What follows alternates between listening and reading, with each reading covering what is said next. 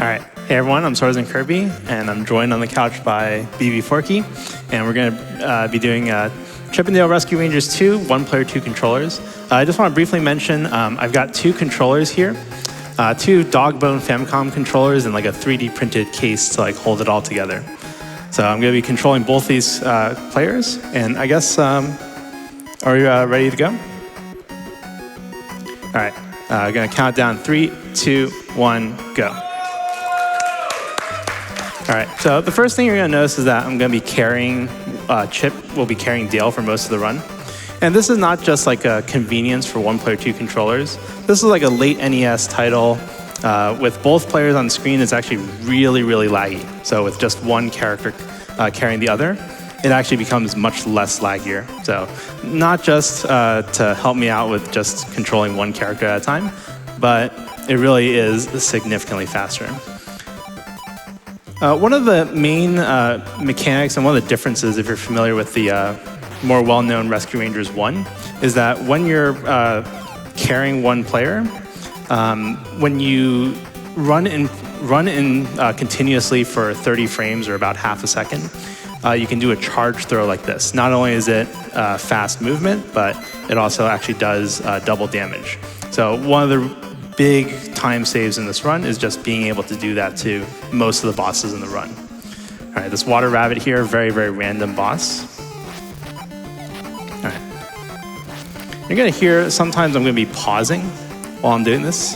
And that's just because to do this charge throw, yeah, that went really, really well. Like I was practicing this right before the run started, and I'm pretty sure I like game over twice on it. So I'm glad that went well. All right. So yeah, so you might hear me pause every once in a while, and that's just to, like when you run in place, you can run in, I'm actually low on lives, so I need to be a little bit careful here. When you run in one direction, run continuously for 30 frames, you can actually change directions in the middle of it. But if you're just doing this like normally, just like pressing left and then pressing right, there's probably going to be a frame or two in the middle where you're actually not pressing either direction. Yeah, you heard SK mention he's running low on lives too. It's the death abuses that he does during the runs can be very, very significant. Each time he beats a boss, there's a mini game that gets played at the end, and he's going to be trying to collect as many extra lives as possible when that happens. All right, so yeah, so this boss pretty consistent. We're just going to do 3 charge throws. The charge throw does 2 damage, so that boss has 6 health. And just for a little bit of marathon safety, I'm going to be slowing down a little bit on this bonus game here, just to make sure I get these lives here. So normally, if you're trying to grind out runs, you just go, take whatever you get. Basically, there's like a 2-up and a 1-up, and they spawn randomly. So they're going to be closer to one of the 2 players.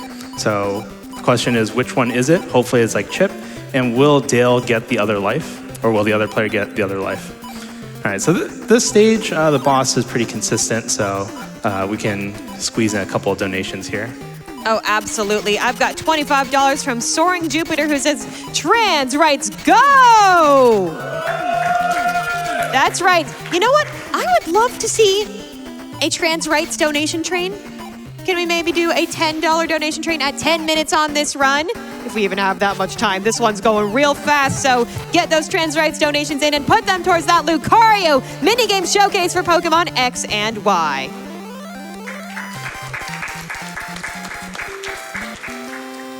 All right, so pretty consistent boss here. I'm going to get an extra life on Dale here. And now everyone's favorite video game mechanic, ice physics. So there's a 3-minute timer. Hopefully I'll beat the stage before then. But basically, this stage doesn't have a boss. Basically, it's just getting to the end of the stage. So a little bit about the story of this game. You're basically just trying to chase Fat Cat across all these different stages. Here, he traps you or tricks you into going to this warehouse with nothing in it. And we're just trying to get out before we freeze to death.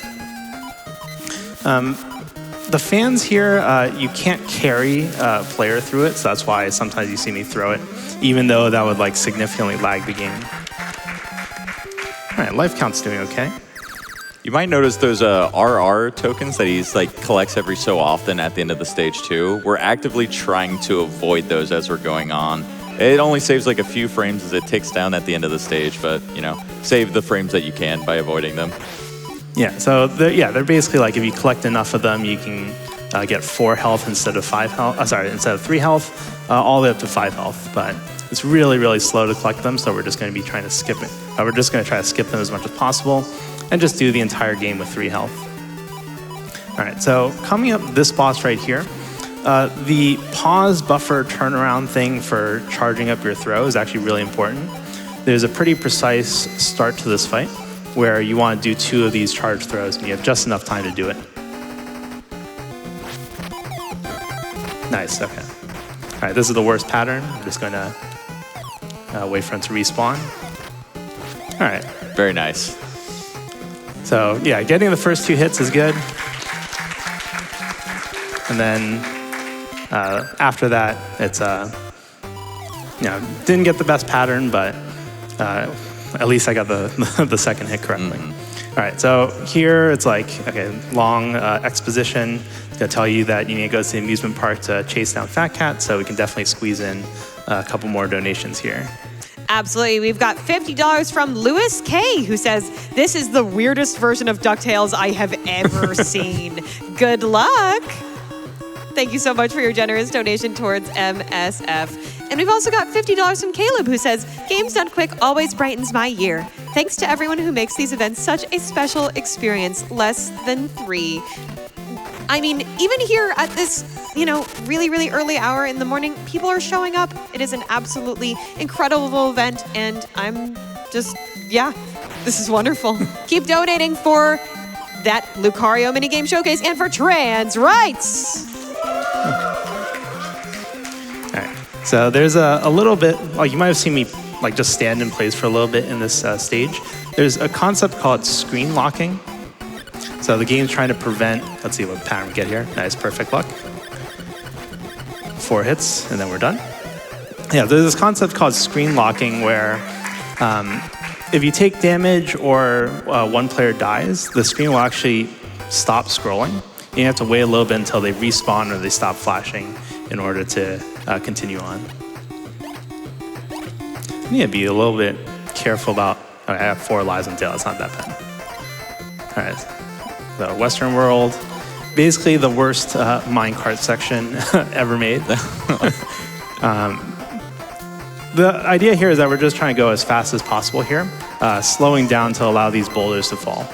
So we can squeeze in 1 donation here for this. Oh, I have a wonderful one. We've got $500 from Anonymous, who says, "Late night hype." This one goes out to the runner's shirt. Sometimes it's the little things that really make the run.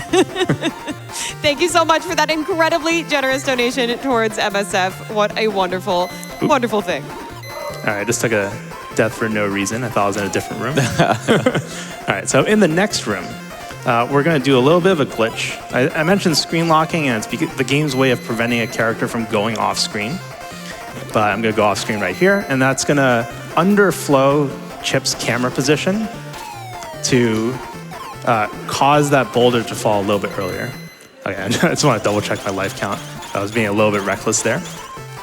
All right, worst boss in the game. We want him to jump down, hopefully. Oh, all right. Perfect. Good start. All right, that's perfect luck, except I didn't have enough health. All right, yeah. Very, very cooperative there. That fight, you didn't see anything that was bad in that fight. Yeah, he can just stay up in the middle row and start throwing cards down at you, and you just gotta like sit there and take it. All right, I'm gonna get some lives here. All right, coming up is, in AGDQ 2019, I did a race of this game, and the run has mostly stayed the same since then, except for this stage right here. So hopefully you get to see what the big difference is. So that double death abuse there skips waiting for a platform to drop down. Saves like 3 seconds, so it's actually quite a big deal. All right, so basically the summary of this is going to be a boss where we can't do our normal throw. So what we're going to do is we're going to glitch the game so that Dale has that permanent hitbox from when you throw him. And the idea is that you need to stun him out of the animation. So there's this boss right here. He's going to drop his wrecking ball in one of two places. All right. Let's see if I can get this. No, a little bit too slow there. All right. I got a couple tries at this, I guess. Yeah, this is probably the most precise trick in the run here. All right, got it. Nice. All right. All right, so now Dale is invulnerable. You just jump into the boss over and over again, and that's it. Yeah, SK does that specifically because normally you cannot throw Dale into it, so you pretty much get a hitbox on him and jump up so you don't have to wait for the wrecking ball to crash down and give you ammunition. All right. Yeah, I spent like 2 months before today wondering if I was going to hit that glitch in the marathon, so I'm glad that it didn't take too many attempts. All right, so now we're on to the final stage. Basically, the main gimmick here is that there are these conveyor belts that can push you left. So there are some levers in the stage where if you throw a box at them, it'll switch to pointing to the right. All right. Yeah, we can fit in a donation or two here. Absolutely. That $10 trans rights train is leaving the station with $10 from Aladmir, sorry. So excited to watch Chip and Dale from the front row at GDQ. Trans rights! Woohoo! Let's keep that train going and remember to apply your donations towards that Lucario minigame showcase. All right, so in this next room, there's going to be a bunch of cannons shooting green balls at me. There's only one that can be on screen at a time, so I'm going to try to take a death in a very specific way with Chip. A little bit early. That's okay. All right, controlling both of them. Very important room right here. Right. We're going to see a word get spelled out. It spells dang. All right. Danger, I mean, sorry. You got me. All right, Fat Cat Robot, time is coming up very soon. This is a really, really long fight, one player, but we're just going to do 5 charge shots into him and it'll be over. Yeah, please do not blink. This is a very fast fight. All right, 2, 3, 4, and 5. And time, yeah, sorry. All right, it looked like 11:57, but yeah, sub 12. That's much. That's better than what I was hoping for. So I'm really, really glad that this run went really well. Yeah, just quick shout outs to Rescue Rangers 2 runners. There haven't been that many people who have done 1-player 2 controller, so it's not as difficult as it looks. So I really encourage you to try it out. So shout outs to Red Pepper and Gyarados especially for having pushed the run down so much. All right, that's going to be all from me. Thank you for watching.